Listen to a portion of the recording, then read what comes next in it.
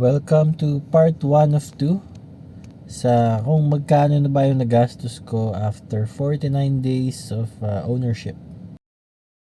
Nakagastos lang naman ako ng 14,300 on gasoline alone. Grabe, nakaka-bill shock. So, 49 days lang. So, mapapaisip ka talaga eh. Sulit nga ba? Grabe yung laki yung konsumo ko. Pero pag tinignan nyo sa dashboard ko, 3.5 liters per 100 kilometer yung average. So, paano nangyari yun? 14,500. Eh, well, kasi yung na-travel ko is around 3,300 na. So, 3,300 kilometers. Nag-average ako ng 3.5 liters. That's around 28 kilometers per liter. Okay. So, yung punta muna tayo sa historical. So, for the last 49 days, May 11 ko nakuha yung sasakyan to June 29. Tinrack ko lahat ng gastos ko, lahat ng resibo, lahat ng home charge, lahat ng public charge, syempre every kilometer driven. So, share ko yung real numbers. So, hopefully hindi nyo pa kinancel yung mga order nyo kay MG. Tapusin nyo yung video. Matutuwa naman kayo. So, after nung day 1, May 11, nag-charge ako ng 2,000 sa gasolina para maiuwi ko. Kasi galing pang Alabang yung sasakyan and taga QC lang ako. So, empty rin naman yung battery at yung gas tank niya nung time na yun. Kaya nag-load ako ng 2,000. So, at around May 15, around 250 kilometers traveled. Nag-first full tank ako. So, 4,119.71 yung nagastos ko sa full tank. Nung May 21 to June 5, naka 11 wall charges ako sa bahay. Yan. Okay. So, nung June 5 at 1,495 kilometers, nag second full tank na ako. The vehicle accepted 45.45 liters costing 3,959. So, nung araw din na yon, gumawa ako ng experiment. Real cost of park charging kasi ko nun. So, nag-add ako ng 409.22. So, on June 8 naman, nag-test ako ng public charging. So, may pinuntahan kaming hotel na merong public charging, pero bayad. Naka 615 pesos naman ako for 22.2 kilowatts. Dalawang beses ako nag-charge. Yun yung total. And on June 9 to June 29, so hanggang kahapon, naka 15 akong wall charges. So, totaling 25 na wall charges in 49 days. So, finally, at around 3,324.9, nagpa-full tank ako ng third full tank. So, 3,829 pesos. Yung nakarga 53.79. So, ano ba yung sinasabi ng dashboard? So, doon sa dashboard, ang average fuel consumption ko ay 3.5 liters per 100 kilometer. So, kung i-convert nyo yun, that's around 28, I think. 28 kilometers per liter. Solid na, di ba? Yun yung nasa dashboard.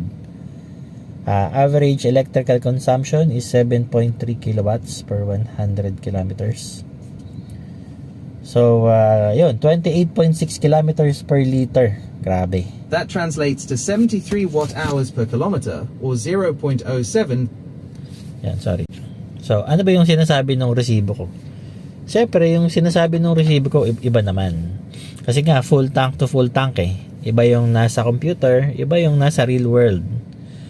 Okay, so paano ko mako-compute yon? So, ma-minus ko lang yung kilometer reading ko nung third full tank and nung second full tank.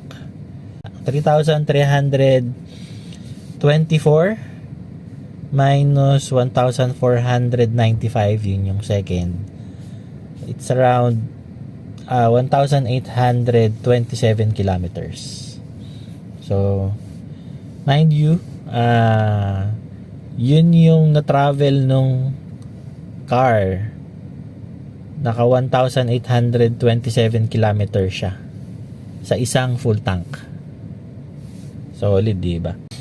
So, kung i-divide mo yung 1,827 sa 53.79 liters, yung real world fuel economy niya or yung mileage niya is 33.97 kilometers per liter.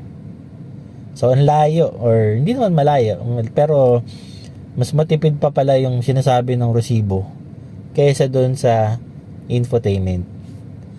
So, ano nga kaya yung difference nun? So, sabi lang naman sa internet. So, kasi yung dashboard daw, ina-average everything since the trip started. So, since the start. So, kasama na dyan yung idling, engine warm-up, battery charging, traffic, driving habits. Pero yung full tank method pa rin yung pinaka basihan talaga kung gaano katipid ang sasakyan. So, syempre, fuel pa lang yan eh. Hindi naman tatakbo yung kotse kung walang electricity. Diba? And of course, yung 13,900, naka full tank pa ako ngayon. Puno pa yung gasolina ko. So, kung sasabihin nating makakatakbo na naman siya ng 1,800, so by the time na mag-fourth full tank na ako, nakaka 5,125 at least. Conservative yun, 1,800. Hindi na natin sinunod yung 33.97 kilometer per liter niya ngayon na nakuha niya last time. Para lang may palugit. Baka sabihin binobloat yung numbers eh. So, laging palugi dapat. Yan. Yung 13,900 i-divide mo by projected 5,125,